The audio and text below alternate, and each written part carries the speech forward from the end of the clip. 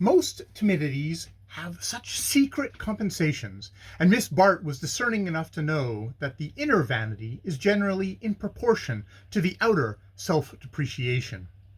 With a more confident person, she would not have dared to dwell so long on one topic, or to show such exaggerated interest in it, but she had rightly guessed that Mr. Gryce's egoism was a thirsty soil, requiring constant nurture from without.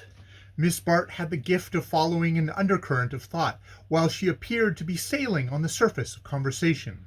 And, in this case, her mental excursion took the form of a rapid survey of Mr. Percy Gryce's future, as combined with her own. The Gryces were from Albany, and but lately introduced to the metropolis, where the mother and son had come, after old Jefferson Gryce's death, to take possession of his house in Madison Avenue, an appalling house, all brownstone without and black walnut within, with a Gryce library in a fireproof annex that looked like a mausoleum. Lily, however, knew all about them. Young Mr. Gryce's arrival had fluttered the maternal breasts of New York, and when a girl has no mother to palpitate for her, she must needs be on alert for herself. Lily, therefore, had not only contrived to put herself in the young man's way, but had made the acquaintance of Mrs. Gryce, a monumental woman with the voice of a pulpit orator, and a mind preoccupied with the iniquities of her servants, who came sometimes to sit with Mrs. Pension and learn from that lady how she managed to prevent the kitchen maids smuggling groceries out of the house. Mrs. Gryce had a kind of impersonal benevolence. Cases of individual need she regarded with suspicion, but she subscribed to institutions when their annual reports showed an impressive surplus. Her domestic duties were manifold, for they extended from furtive inspections of the servants' bedrooms to unannounced descents to the cellar, but she had never allowed herself many pleasures. Once, however, she had had a special edition of the Sarum Rule printed in rubric and presented to every clergyman in the diocese, and the gilt album in which their letters of thanks were pasted formed the chief ornament of her drawing-room table. Percy had been brought up in the principles which so excellent a woman was sure to inculcate.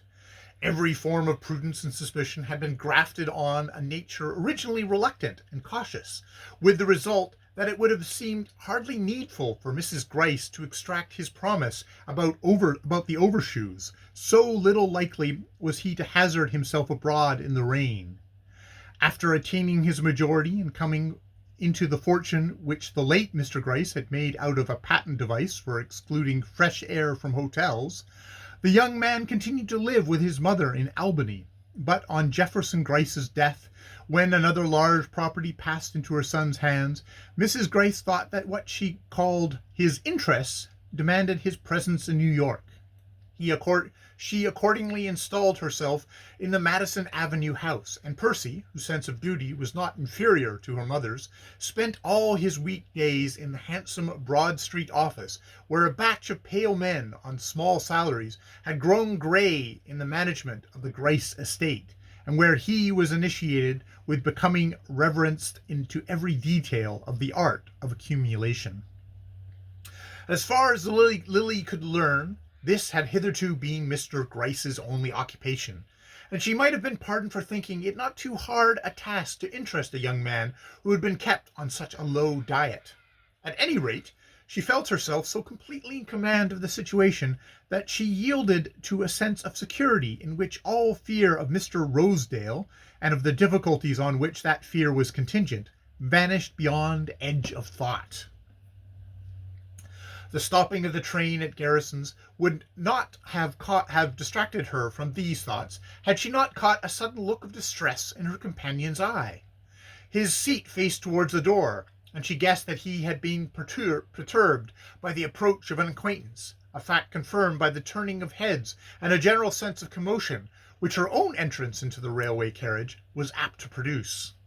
She knew the symptoms at once, and was not surprised to be hailed by the high notes of a pretty woman, who entered the train accompanied by a maid, a bull terrier, and a footman staggering under a load of bags and dressing cases.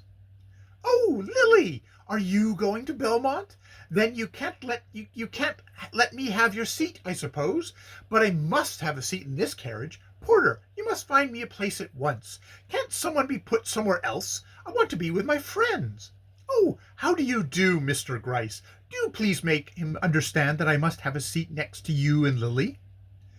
Mrs. George Dorset, regardless of the mild efforts of a traveler with a carpet-bag who was doing his best to make room for her by getting out of the train, stood in the middle of the aisle, diffusing about her that general sense of exasperation which a pretty woman on her travels not infrequently creates. She was smaller and thinner than Lily Bart, with a restless pliability of pose, as if she could have been crumpled up and run through a ring like the sinuous draperies she affected.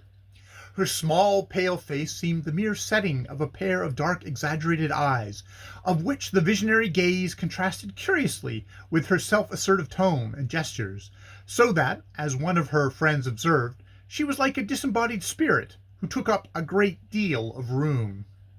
Having finally discovered that the seat adjoining Miss Bart's was at her disposal, she possessed herself of it with a farther displacement of her surroundings, explaining meanwhile that she'd come across from Mount Kisco in her motor car that morning, and had been kicking her heels for an hour at Garrison's without even the alleviation of a cigarette, her brute of a husband having neglected to replenish her case before they parted that morning. And at this hour of the day, I don't suppose you've a single one left, have you, Lily? She plaintively concluded. Miss Bart caught the startled glance of Mr. Percy Gryce, whose own lips were never defiled by tobacco. What an absurd question, Bertha, she exclaimed, blushing at the thought of the store she had laid in at Lawrence Selden's. Why, don't you smoke? Since when have you given it up? What? You never...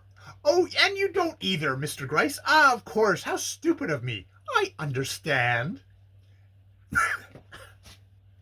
And Miss Dorset leaned back against her traveling cushions with a smile which made Lily wish there had been no vacant seat beside her. End of Chapter 2.